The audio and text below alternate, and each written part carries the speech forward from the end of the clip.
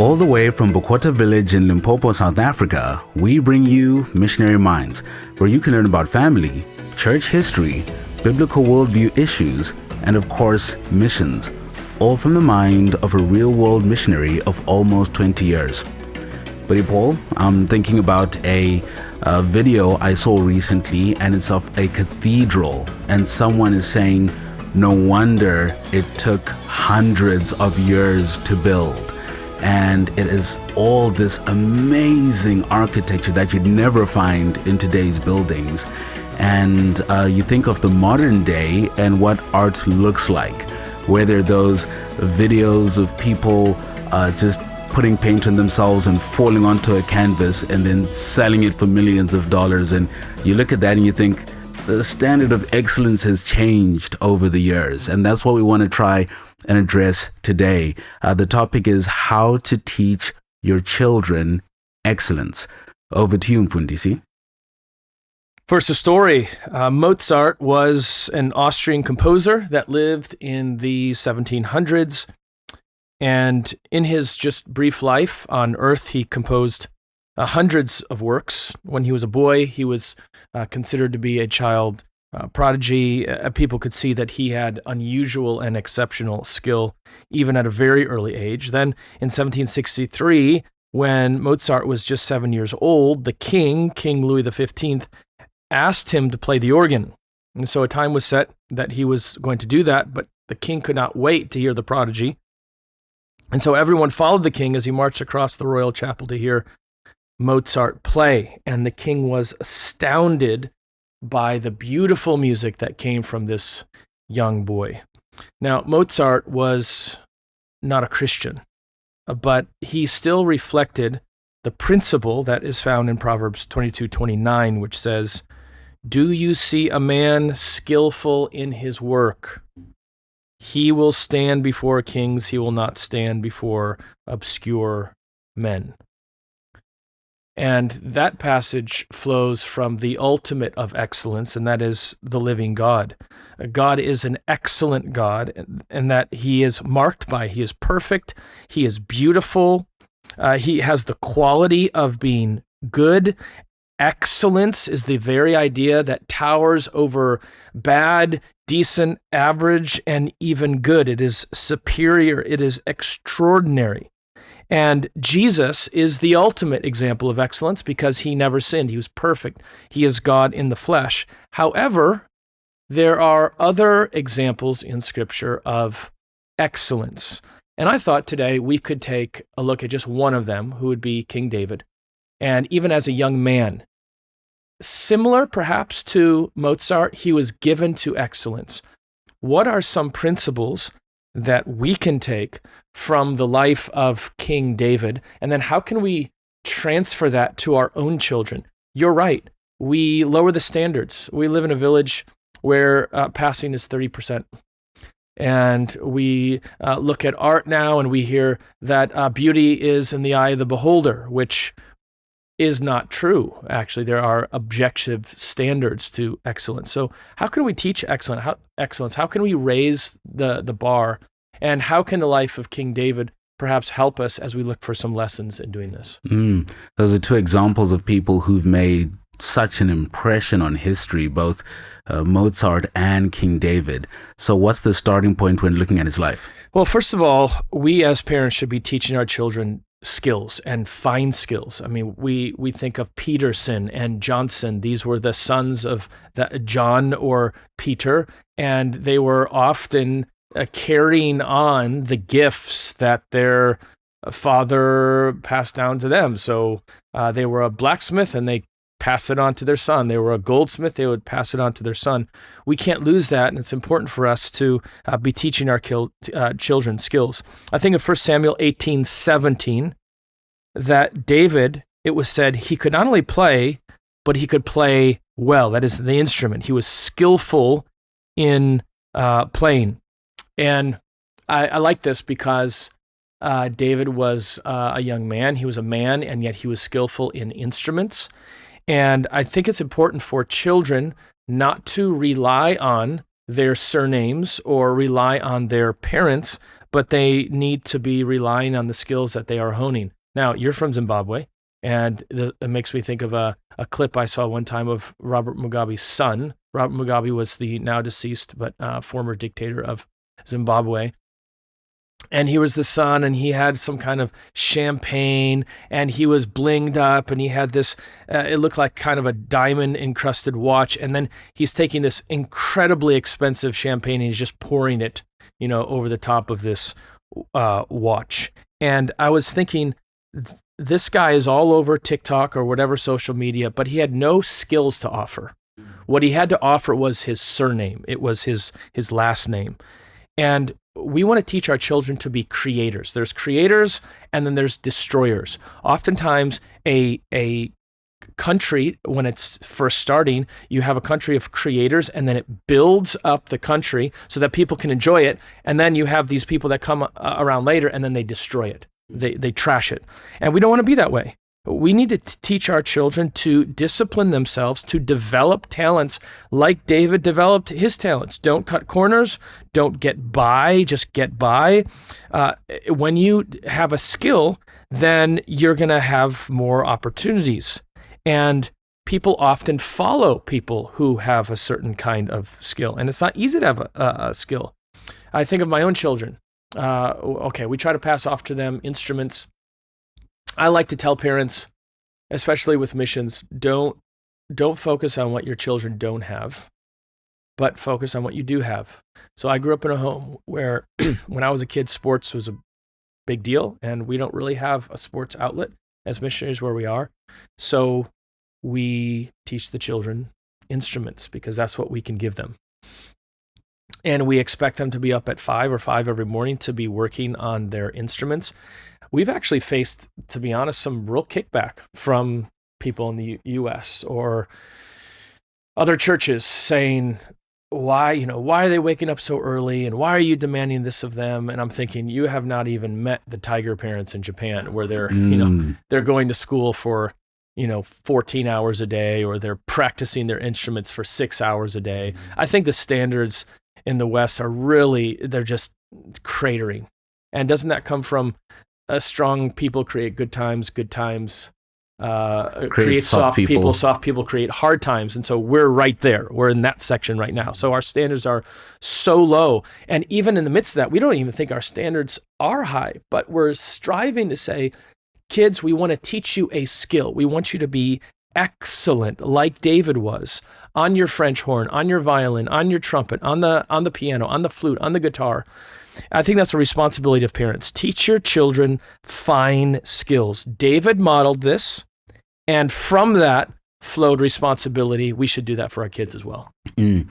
As you're speaking about David there, I'm thinking about two other gentlemen who are known for their very fine skills in scripture. And I was watching this other video of a gentleman who was in a very fine art I never knew of before. And it was in bone inlaid furniture. And so he would take up these old animal bones and he would throw them in the ground and leave them for, I don't know if it was weeks or months, for them to be basically cured in the ground and for all the flesh to be stripped off. And he takes them out and then he cuts them down and he files them and then he cures them again with heat and he puts them in these little pieces and then he starts putting them inside the furniture, and really such a delicate task to make a table.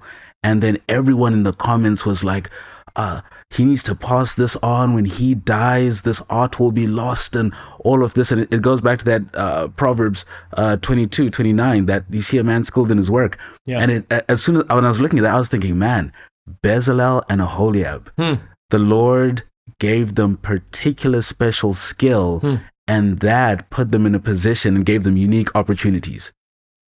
Yeah, and that's it. And that would lead us to our next point, which is, you notice that, like you could see it. Yes. So you're trying to teach your children, okay, do the best you can, but you want to learn a skill that not only it is a skill, but it is a skill that is obvious to others. I love what Thomas Sowell was asked one time. what is, he's laissez-faire, he's free market. Like, what is the solution? And his solution was learn a skill that other people will pay for. Like, he just said it like that was one sentence, and everyone was just kind of, their jaws dropped. Like, yeah, that's actually it. The solution is not big government. The solution is not welfare. The solution is to get out of poverty. The solution is learn a skill that other people will pay for. And we want to do that with our own kids. All parents want to do that. They want to teach them skills that are obvious to others. Now, in the passage that we first looked at in 1 Samuel 18, we're told that a young man actually recommended David. Now, this is significant because sometimes young men are reluctant to recommend other young men because there's competition between each other. There might be some jealousy. David must have been incredibly humble and skilled enough, probably far skilled than this other man, that he could say, take this guy. Otherwise, he might have said, take me. But this guy's so far beyond me, and he's such a class act, I'm going to recommend him to the king. And then Proverbs 22:29, as it taught us, you'll stand before kings. That's exactly what happened. You cannot remain hidden for a long time. Others are going to start to notice you. You're going to rise to the top. And now, that doesn't mean you put yourself forward with your mouth necessarily. You're not trying to market yourself or necessarily sell your brand. But if you're gifted, if you teach your children to be gifted, people will take notice and they will put your children forward. And that means young men should be putting in the time to developing their skills and character. And we see this in 1 Samuel 18:30. Listen to this verse. The commanders of the Philistines came out to battle, and as often as they came out, David had more success than all the servants of Saul, so that his name was highly esteemed. David was a man that was given excellence. He did things the right way. And he not only did things the right way, but it became obvious to others. I think that's a delicate balance because you do want to teach your children humility. Again, in our era of social media, you're not trying to sell your brand.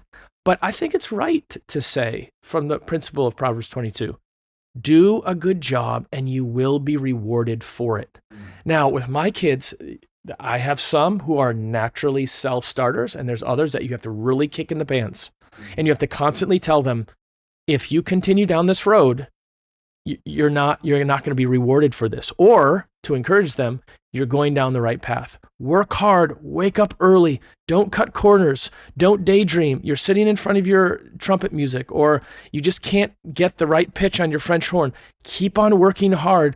The Lord will bless you for this. Do the best that you can, and in the end, you'll not stand before obscure men. And David is someone who really never focused on self-exaltation, but his excellence spoke for him when he's coming back from battle and going into the city, and the people are the ones who are singing and praising him. Or even when he's now become an outcast in the kingdom, I think it's on account of Absalom, and he's going, and there's this man who is cursing him. And one of his men says, do you want me to go and kill him? And he's like, no. And he's not trying to put himself or his name out there, but his skills cannot be hidden. They're too bright to hide under a bushel. They just shine forth. So what else can we learn? Or how else can we teach our children? In what manner? And this is where it's going to start shifting more and more to a Christian worldview, because obviously we live in a world where unbelievers not only are very skilled, oftentimes they're the most skilled. They have the most gifts, and they're obvious to others. But now you're going to start shifting more to a Christian worldview where we would say, teach your children that they should accompany their talents with other kinds of skills, and not just other skills, but character. So when we look at David, he wasn't just one-dimensional. He wasn't just a one-trick pony. He wasn't just good at one particular thing. It's like you have the teacher at school, And we would say he was kind of like a Renaissance man, right? He could teach French and he could teach geography and he was great at math. And he also taught drama after school. And he was the junior high football coach. I mean, he was good at so many things. That's kind of the way David was. He was well-rounded. He was skilled in music, but he was also a man of valor. He was manly. We're told that the Lord's presence was with him.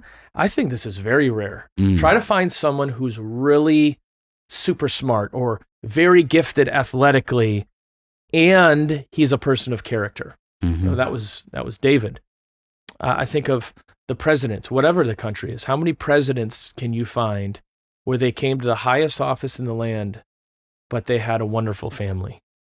Or how many great musicians were extraordinary athletes? Or how many great athletes were great Christians? David was well-rounded. He was a man of war, but he was also prudent in speech. And people knew that when he entered the room, like they sensed his presence. Now, I'm not saying all of your children are going to be a David, but you're trying to teach them obvious skills of excellence, but blending this with a kind of well-roundedness and a character to accompany that. Otherwise, that excellence could be their downfall. That's very helpful, brother. And so you're trying to teach them this character, and we've spoken about humility as well. But we're in a competitive world. Should the children be worrying about like, hey, will I get seen? Will I ever get a compensation for this if I'm just working quiet? I think it's great to use rewards and awards as a motivation. I remember Kevin DeYoung in his book, The Hole in Our Holiness, and in there somewhere he listed some like dozens of motives for doing right. So it's not just one thing. It's not just duty, or it's not just because your parents said so, or it's not because if you don't, you'll be punished. Those are motives.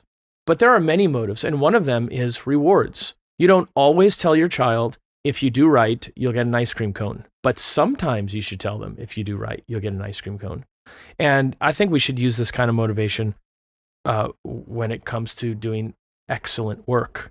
You tell your kids, if you do well at this, people will pay high prices for that. This is difficult to find. If you learn the piano really, really well, you're going to have opportunities. Doors are going to open for you that are not opening to others. David was so gifted. He was so full of character. He couldn't stay with his father anymore. Basically, the king goes to Jesse and asks permission, and he says, I can't let this guy go.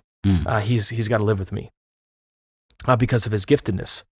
And that's what we should strive at. I'm thinking especially about men. Men should make themselves so valuable that others cannot resist them. Here's what the verse says, verse 22. Let David remain in my service, for he has found favor in my sight. So now that has to be balanced. We don't only say do right. If you get a promotion, you should tell the children, if no one notices, do what's right. If no one sees what you're doing, if you don't get a promotion, still do what's right. But I think David became a great leader because he was able to, in a unique way, take exceptional skill. And that skill was leadership. It was musical ability. It was strength. It was athletic ability. It was all of that. And then he was able to merge that with well-rounded character. Put that in front of your children. Having a well-rounded character, skillful child, one of the things that parents should promote in their kids. Because only having skill can even just produce pride. And that happens so often, as you mentioned, with athletes and the like. But we see sometimes in life that there are one-trick ponies who are excellent in a certain skill.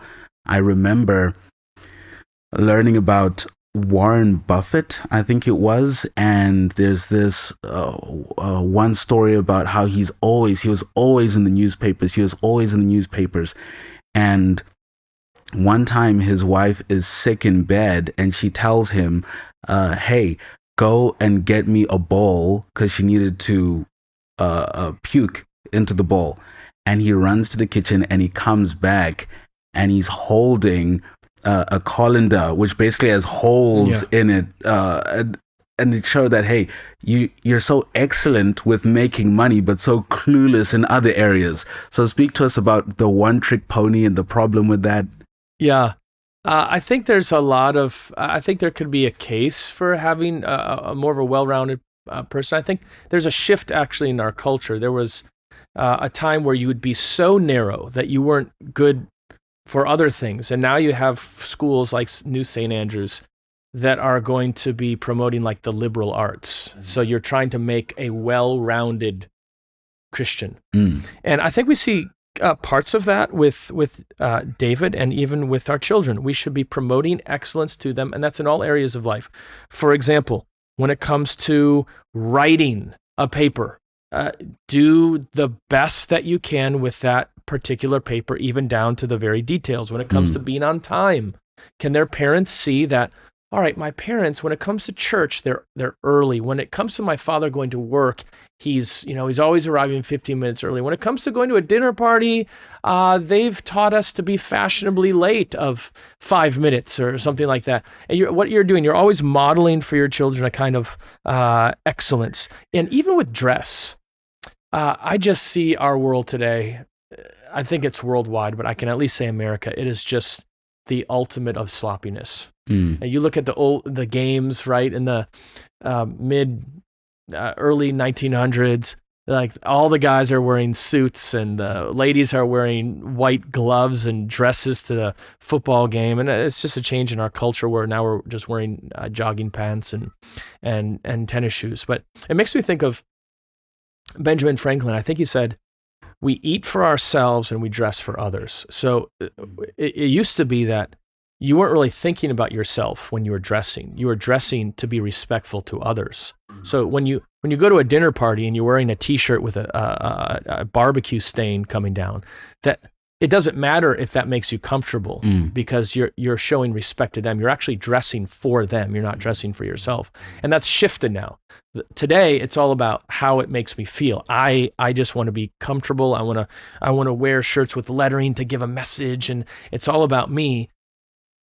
I think one of the parts of excellence is parents teaching even their children how to dress, how to comb your hair, how to stand up straight, how to have good posture, going to church. I think it's a lost art of the children dressing in such a way that can bring honor and glory to the Lord Jesus Christ. So all of that to say, these are just kind of some principles that parents can use to infuse excellence in their children. Of course, the greatest example is the Lord Jesus Christ. But I think David also is a great example of someone who teaches us how to live with excellence. What a treat, Mfundisi. To our audience, if you've enjoyed this podcast, please be sure to rate it and subscribe to keep posted with more upcoming content. Feel free to share this episode with someone who might find it interesting and submit any questions you may want answered in a future podcast. You can email those questions to paulschleyline@gmail.com. You can also visit betweentwocultures.com for other resources like this. I'm your host, Yamikani Katunga, and until next time, that's it from Missionary Minds.